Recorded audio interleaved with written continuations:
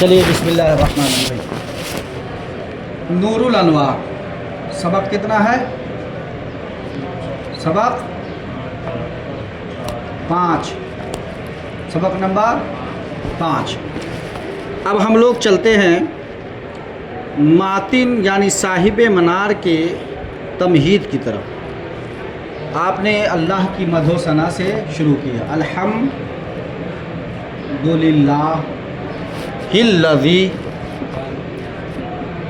الذی ہدانا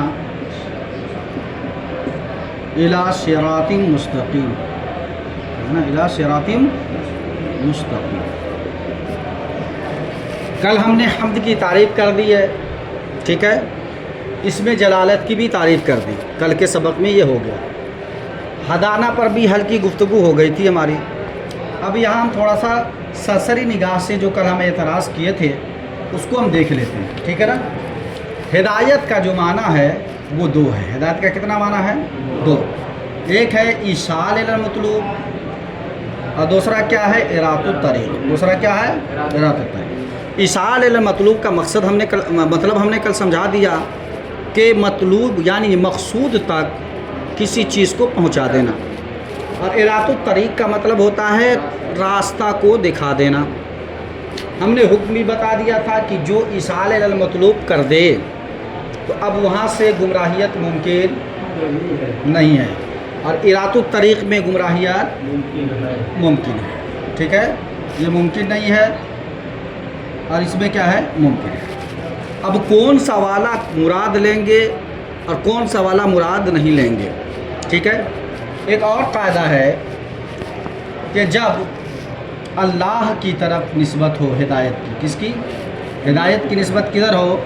اللہ کی طرف ہو، تو یہاں پر ایصال الی المطلوب مراد لیں گے، کیا لیں گے؟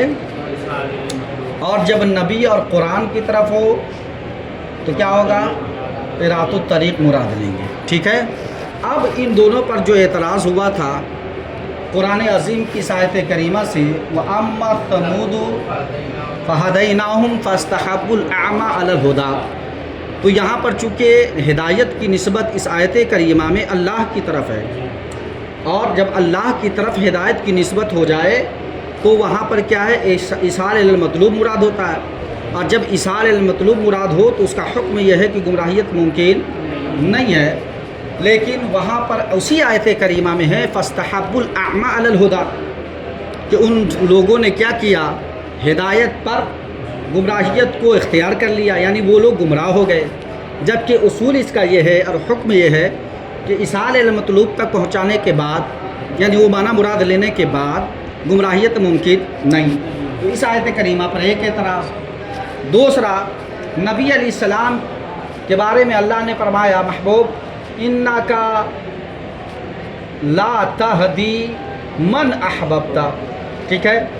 اب یہاں پر چونکہ نبی کی طرف جب ہدایت منسوب ہو، ہدایت کا معنی، ہدایت کا لفظ کدھر ہو؟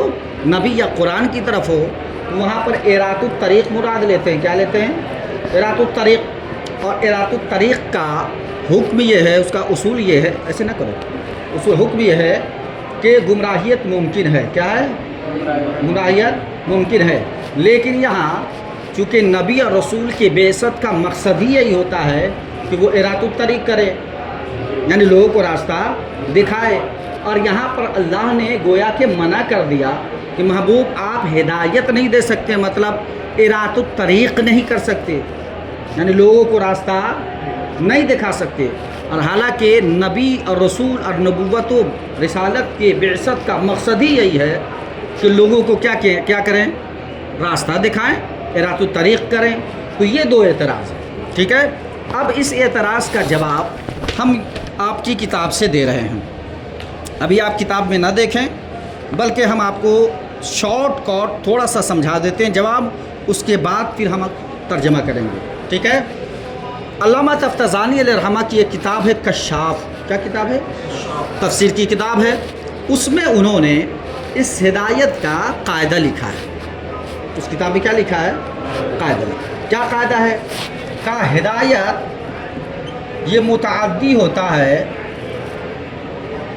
بدو مفعول، کیا ہے؟ یعنی دو مفعول کی طرف. کس طرف؟ ہدایت جو متعدی ہوگا وہ دو مفعول کی طرف ہوگا. کتنا؟ دو. یعنی ہدایت دو مفعول کو چاہے گا. کیا کرے گا؟ دو مفعول کو چاہے گا. ٹھیک ہے نا؟ تو یہ متعدی با دو مفعول ہوتا ہے.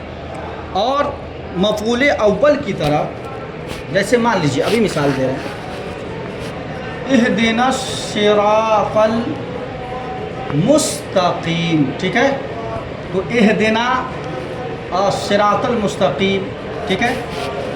تو اب یہاں دیکھیے اہد ہدایت ہے اور یہ متعدی ہے دو مفعول کی طرف. کتنے ہیں؟ دو. ایک مفعول اس کا محذوف ہے. ٹھیک ہے نا؟ تو دو مفعول کی طرف. تو پہلا جو مفعول ہے اس کی طرف جب ہدایت متعدی ہوگی، یعنی آپ اس کو اگر آپ کرنا چاہیں تو لفظ ہدایت جب متعدی ہوگا تو بغیر واسطے کے، کیا؟ بغیر واسطے کے، بلا واسطہ، بلا واسطہ، بلا واسطہ کے مفعول اول کی طرف. کس کی طرف؟ مفعول اول کی طرف کیا ہوگا؟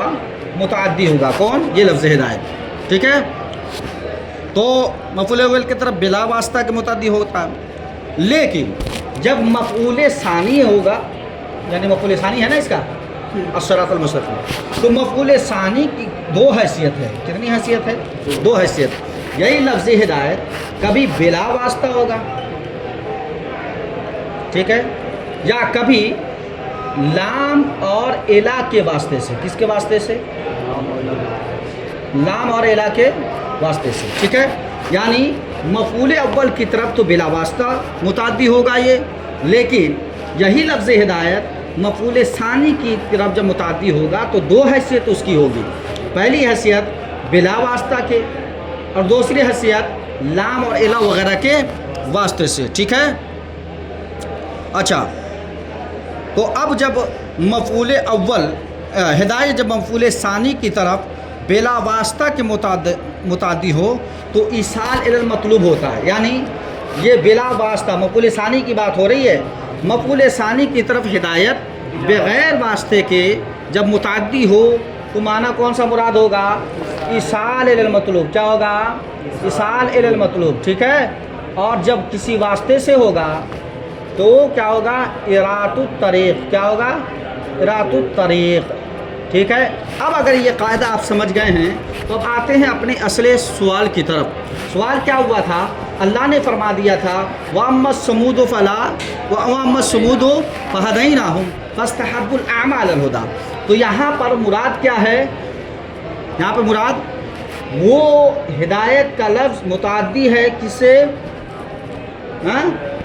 لام اور الا کے واسطے سے. کہا کیسے؟ وَأَمَّا الثَّمُودُ فَهَدَيْنَاهُمْ. تو ہم ضمیر اس کی کیا ہے؟ مفعول اول. ہم ضمیر کیا ہے اس میں؟ مفعول اول. اور مفعول ثانی جو ہے وہ کیا ہے؟ محذوف ہے. مفعول ثانی کیا ہے؟ محذوف ہے. فَهَدَيْنَاهُمْ کا مطلب ہے فَهَدَيْنَاهُمْ إِلَى الْإِسْلَامِ. إِلَى الْإِسْلَامِ. تو گویا الا کے واسطے سے کیا ہے؟ الا کے واسطے سے مفعول ثانی متعدی ہوا. اور آپ قاعدہ جانتے ہیں کہ جب ہدایت لفظ ہدایت مفعول ثانی کی طرف کسی واسطے سے اگر متعدی ہو تو مراد کیا ہوتا ہے؟ اراۃ الطریق. تو گویا اللہ فرما رہا ہے ہم نے اسے سیدھی راہ دکھائی. یہاں پر کیا ہے؟ آپ ایصال المطلوب لے رہے تھے تب نہ مانا مفہوم غلط ہو رہا تھا، اعتراض ہو رہا تھا. لیکن ہم یہاں مراد کیسے کیا لے لیے؟ اراۃ الطریق. تو گویا اللہ فرماتا ہے وَأَمَّا الثَّمُودُ فَهَدَيْنَاهُمْ إِلَى الْإِسْلَامِ کہ ہم نے قوم سمود کو اسلام کے راستے کی ہدایت دی، یعنی راستہ دکھایا. اور وہ کیا ہوا؟ بھٹک گیا. کیوں؟ اس لیے کہ اراۃ الطریق کے بعد گمراہی ممکن ہے. پھر وہ بھٹک گیا. تو اس کا جواب ہو گیا. تھوڑا دماغ لگاؤ، جواب بن گیا اس کا. دوسرا اعتراض یہ ہوا تھا اِنَّكَ لَا تَهْدِي مَنْ أَحْبَبْتَ. ٹھیک ہے؟ اب وہی قاعدہ جاری ہوگا کہ ہدایت لفظ ہدایت متعدی بدو مفعول ہے. ٹھیک ہے؟ اور مفعول اول کی طرف بغیر واسطے کے اور مفعول ثانی کی دو حیثیت ہے، کبھی لام کے ذریعے اور کبھی بلا واسطے کے یا کبھی بلا واسطے کے. تو اگر وہ بلا واسطہ لیں گے تب جا کر کے کیا ہوگا؟ واسطہ لیں گے. دیکھو یہاں جب بلا واسطہ ہے تو کیا ہے؟ ایصال المطلوب ہے. اور جب واسطہ لے لیں گے تب کیا ہوگا؟ تو اب یہاں پر جو ہے بلا واسطہ کے मफूल सानी महज़ूफ़ है, इन्नका ला तहदी अल इस्लाम। तो यहाँ पर अब क्या हुआ, बेला वास्ता, और बेला वास्ते के जो मुतादी हो सानी मफूल सानी की तरफ, वहाँ पर इसाल इलल मतलूब होता है। क्या होता है? इसाल इलल मतलूब। और जाहिर सी बात है हुज़ूर अलैहिस्सलाम इरातुत तरीक़ के लिए आए हैं, इसाल इलल मतलूब के लिए नहीं आए हैं। बात समझ में आ गई कि पहला जो एतराज़ था मोहम्मद सुमूदों पर, तो वहाँ मुराद क्या है, बेला लाम और इला के वास्ते से, और मुराद वहाँ पर क्या है, इरातुत तरीक़, और यहाँ पर क्या है, बग़ैर वास्ते के, और यहाँ मुराद क्या है, इसाल इलल मतलूब। गोया यहाँ पर जो अल्लाह फरमा रहा है वो इरातुत तरीक़ के बारे में फरमा रहा है, और यहाँ पर जो हुजूर के बारे में फरमा रहा है कि हुजूर आप हिदायत नहीं दे सकते, मतलब आप हिदायत की राह पर पहुँचा नहीं सकते हैं। पहुँचाना तो मेरा काम है, आप दिखा सकते हैं, है नहीं। तो यहाँ पर क्या है, इस्लाम अल इस्लाम बग़ैर वास्ते के मुतादी है, ठीक है ना। तो हिदायत का लफ्ज़ जो है इस्लाम की तरफ, जो मफ़ूल सानी है बग़ैर वास्ते के क्या है, मुतादी है, और जो बग़ैर वास्ते के मुतादी हो तो ऐसी सूरत में वहाँ मुराद क्या है, इसाल इलल मतलूब। क्या है, इसाल इलल मतलूब। और इसाल मतलूब काम किसका है, अल्लाह का है। और नबी का काम क्या है, इरातुत तरीक़। नबी का काम क्या है, इरातुत तरीक़। तो यहाँ पर मनसबे हैं खुदा भी बचा और मनसबे रिसालत भी बच गई, ठीक है ना। हाँ, जब ये समझ में आ गई तो अब देख लीजिए, मेरे ख्याल से इतराज़ जवाब समझ में आ गया होगा अगर जहन लगाएंगे तो। अब जवाब देखिए, तर्जमा देखिए, अल्हम्दुलिल्लाहिल्लज़ी हदाना इला सिरातिल मुस्तक़ीम। तमाम तारीफ़ अल्लाह के लिए है जिसने हमें सीधी राह की हिदायत दी। फ़तफ़सीर व क़ौलुहु अल्हम्दुलिल्लाह वाज़िहुन। तो मातिन के कौल अल्हम्दुलिल्लाह की तफसीर वाज़ेह है। मातिन के कौल अल्हम्दुलिल्लाह की तफसीर क्या है, वाज़ेह है। वह अम्मल हिदायतु फ़कमा क़ील। राह हिदायत तो जैसा कि कहा गया है, अद्दलालतुल मौसूलतु इलल मतलूब, यानी वो रहनुमाई जो पहुँचा देने वाली हो मतलूब की तरफ। वद्दलालतु अला मा युसलु इलल मतलूब औ है, अविद्दलालतु अला मा युसलु इलल मतलूब, या वो रहनुमाई जो मतलूब तक पहुँचा देने वाली हो।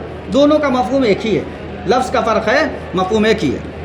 व अजमउ अला अन्नहु इज़ा नुसिबा इलल्लाहि युरादु बिहिल अव्वल। और सारे अइम्मा उसूलियीन ने इत्तफ़ाक़ किया इस बात की तरफ कि जब हिदायत की निस्बत नोसेबा, ठीक है, नोसेबा का फ़ेल मजहूल कौन है, हिदायत, ठीक है, यानी वो ज़मीर जो लौट रही किसकी तरफ, हिदायत की तरफ, कि हिदायत जब मंसूब हो अल्लाह की तरफ तो युरादु बिहिल अव्वल, तो उससे अव्वल माना मुराद लिया जाता है, यानी इसाल इलल मतलूब। व इज़ा नुसिबा इला रसूल अविल क़ुरआन युरादु बिहि सानी। और जब मंसूब हो रसूल की तरफ या क़ुरआन की तरफ तो युरादु बिहि सानी, तो उससे दूसरा वाला माना मुराद लिया जाता है। दूसरा वाला माना कौन है, इरातुत तरीक़। वक़ालू अयज़न अन्नहु इज़ा उद्दा इलल मफ़ऊल सानी बिला वास्ततिन युरादु बिहिल अव्वल। और ये भी कहा है उन लोगों ने, यानी अइम्मा उसूलियीन ने, कि जब हिदायत मुताद्दी हो मफ़ऊल सानी की तरफ बग़ैर वास्ते के तो युरादु बिहिल अव्वल, तो पहला मुराद लिया। चूँकि ये इसलिए कहा गया कि पहले वाले कौल में इतराज़ हो रहा था मोहम्मद सुमूदों वाली आयत से और इन्नका ला तहदी, तो फिर उन्होंने जवाब दिया, ठीक है, कि जब मुताद्दी हो मफ़ऊल सानी की तरफ हिदायत बग़ैर वास्ते के तो पहला माना मुराद लिया जाएगा, यानी इसाल इलल मतलूब। और जब मुताद्दी हो हिदायत दूसरे मफ़ऊल की तरफ लाम और इला के वास्ते से युरादु बिहि सानी, तो उससे दूसरा वाला माना मुराद लिया जाएगा, यानी इरातुत तरीक़। बात आई समझ में। अच्छा, आपको हाशिया देखना है जो हमने कलाम किया है, तो आप हाशिया नंबर 2, उसके बाद 3, उसके बाद 4, उसके बाद 5, उसके बाद 7, और उसके बाद आप सीधे आ जाएंगे जवाब सवाल जो आपका पेज नंबर 5 पे है, ठीक है। जवाब सवाल वो अगर आप पूरा पढ़ लेते हैं तो इंशाअल्लाह मेरे कलाम का माहसल आप निकाल लें, ठीक है। वमा अलैना इल्ला